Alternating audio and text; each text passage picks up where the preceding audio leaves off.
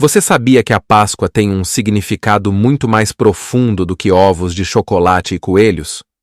A Páscoa é uma das celebrações mais importantes da humanidade, mas será que sabemos sua verdadeira origem? Muitos associam a Páscoa apenas a ovos de chocolate e coelhinhos, mas essa data tem um significado profundo na história bíblica. Hoje, vamos explorar a verdadeira história da Páscoa, desde o Antigo Testamento até o Novo Testamento, e entender como ela se cumpre em Jesus Cristo. O cheiro da poeira misturava-se ao aroma do cordeiro assado. No interior das casas hebraicas, tochas tremeluziam, lançando sombras trêmulas nas paredes de barro. Famílias reuniam-se ao redor de mesas simples, comendo apressadamente, os cintos apertados, os cajados à mão. Era uma noite diferente. Uma noite marcada por um silêncio expectante e, ao mesmo tempo, por um temor profundo. Durante séculos, os israelitas viveram sob o jugo egípcio, construindo cidades para um faraó que não conhecia José, o homem que outrora salvara o Egito da fome. O sofrimento do povo de Deus havia se tornado insuportável, seus clamores subindo aos céus. E então veio a resposta divina. Deus levantou Moisés e enviou ao Egito sinais e pragas para libertar seu povo. Mas o coração de Faraó era endurecido. Nenhuma praga, por mais terrível que fosse, dobrava sua resistência. Até que Deus anunciou a 10ª e última praga, a morte dos primogênitos. A instrução foi clara. Cada família deveria tomar um cordeiro sem defeito, sacrificá-lo ao pôr do sol e passar o sangue nas ombreiras e vergas das portas. Esse sinal os protegeria do juízo que estava por vir. Dentro de suas casas, deveriam comer a carne do cordeiro acompanhada de pães sem fermento e ervas amargas, lembrando-se da pressa e do sofrimento. Eles não sabiam exatamente o que aconteceria naquela noite, mas confiavam na promessa. Aqueles que estivessem sob o sangue seriam poupados. Então, a meia-noite chegou. Um vento frio percorreu as ruas silenciosas. De repente, um grito rompeu a quietude da escuridão. Depois, outro. E mais outro. Logo, os lamentos dos egípcios encheram a cidade. Em cada casa que não estava marcada pelo sangue, a tragédia havia se abatido. Desde o filho do mais pobre servo até o primogênito do próprio faraó, ninguém fora poupado. O rei do Egito, que tantas vezes resistira, finalmente cedeu. Saiam, ordenou. Saiam do meio do meu povo e vão adorar ao Senhor, como vocês pediram. E assim, ainda sob a escuridão da madrugada, os israelitas partiram. Saíram apressadamente, carregando pertences, conduzindo seus rebanhos, deixando para trás séculos de escravidão. A Páscoa, o Pessach, a passagem, havia se tornado um marco. Deus havia libertado seu povo, e esse evento deveria ser lembrado por todas as gerações futuras. Os anos passaram, e a celebração da Páscoa tornou-se parte da identidade de Israel. Todos os anos, famílias hebraicas repetiam o ritual, relembrando a fidelidade de Deus e a libertação do Egito. Mas o significado da Páscoa ia além do que eles podiam imaginar, pois havia de vir um dia em que outro cordeiro seria oferecido.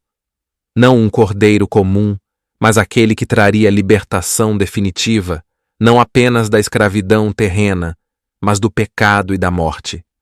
Os séculos passaram, e a celebração da Páscoa permaneceu viva entre o povo de Israel.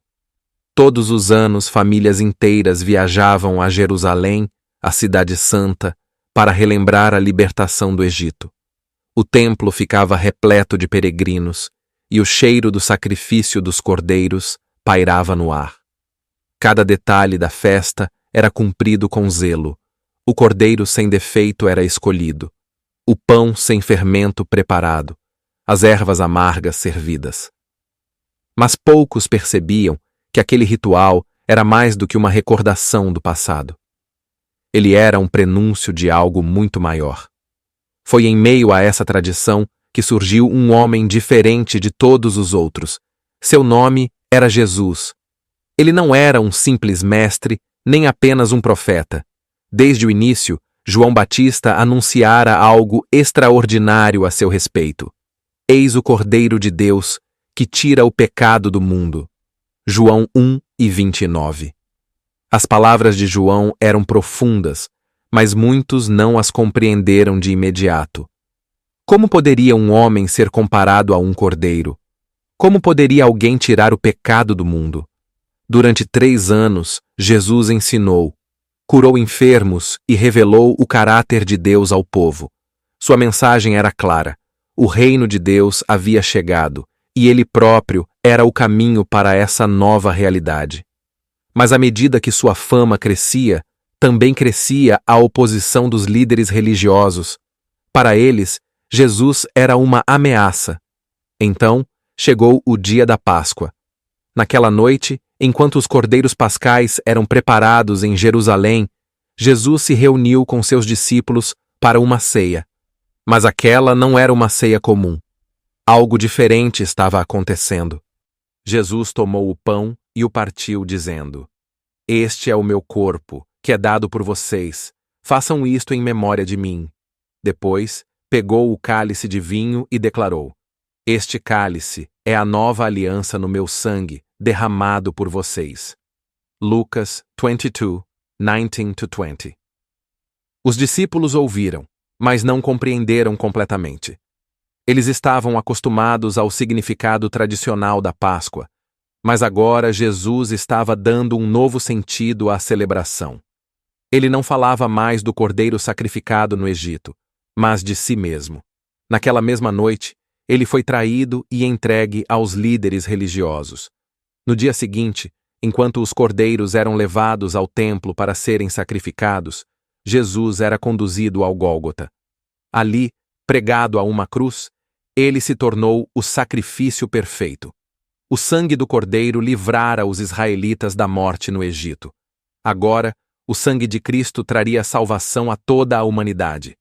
E assim, a antiga Páscoa encontrava seu verdadeiro significado. Mas a história ainda não acabou. Pois, ao terceiro dia, algo extraordinário aconteceria. O céu estava escuro quando o corpo de Jesus foi retirado da cruz. Envolto em linho e perfumado com especiarias, ele foi colocado em um túmulo escavado na rocha. Uma grande pedra selou a entrada e soldados romanos foram designados para guardá-la. Para os discípulos, aquele parecia ser o fim. O mestre que eles haviam seguido com tanta esperança agora estava morto. Aquele que realizara milagres, que acalmara tempestades, que trouxera de volta à vida os que haviam partido, agora jazia no silêncio de um sepulcro. O sábado foi de luto e silêncio. Mas então chegou a madrugada do primeiro dia da semana. Enquanto a cidade ainda dormia, algo inexplicável aconteceu. O chão tremeu e a pedra foi removida não por mãos humanas, mas pelo poder divino. O impossível aconteceu. Jesus ressuscitou. Quando as mulheres chegaram ao túmulo para ungir seu corpo, encontraram-no vazio. E um anjo lhes disse: Por que vocês procuram entre os mortos aquele que vive? Ele não está aqui. Ressuscitou. Lucas 24:5-6. A notícia se espalhou rapidamente. Primeiro, as mulheres. Depois, os discípulos. Tomé duvidou até tocar nas feridas de Jesus. Mas a verdade era incontestável. Aquele que morreu agora estava vivo. A ressurreição mudou tudo. A antiga Páscoa lembrava a libertação do Egito. Agora, Cristo, o Cordeiro de Deus, havia trazido uma libertação muito maior, não apenas de um império terreno, mas da escravidão do pecado e da morte. Sua vitória não era apenas para Israel, mas para toda a humanidade.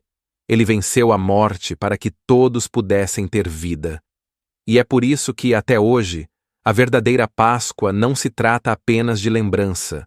Trata-se de esperança, pois aquele que morreu e ressuscitou prometeu voltar. E quando ele vier novamente, será para dar um fim definitivo à dor, ao sofrimento e à morte. A história da Páscoa não é apenas um evento do passado. Ela é a promessa viva do futuro. A Páscoa não é apenas uma data no calendário. Não se trata apenas de tradições ou de lembranças de um evento distante. Ela é o símbolo vivo do maior ato de amor da história. No Egito, o sangue de um cordeiro marcou as portas das casas, livrando os primogênitos da morte. Na cruz, o sangue de Cristo marcou a humanidade, oferecendo salvação e vida eterna. Mas a história da Páscoa não terminou no túmulo vazio. Ela continua em cada vida, transformada pelo poder da ressurreição. Hoje, milhões de pessoas celebram esse dia não apenas como um feriado, mas como um lembrete de que a morte não tem a última palavra. Jesus venceu. E por meio dele, há esperança para todos. A verdadeira Páscoa nos convida a refletir. O que significa essa história para mim? Tenho vivido com a liberdade que Cristo conquistou? Estou preparado para a sua volta? A ressurreição de Jesus não foi o fim, mas o começo de uma nova aliança, de uma nova vida e da promessa de um futuro onde não haverá mais lágrimas, dor ou morte. E essa é a verdadeira história da Páscoa. Se você já conhecia a verdadeira história da Páscoa, compartilhe este vídeo com alguém que talvez não saiba o significado correto dessa celebração. Deus te abençoe.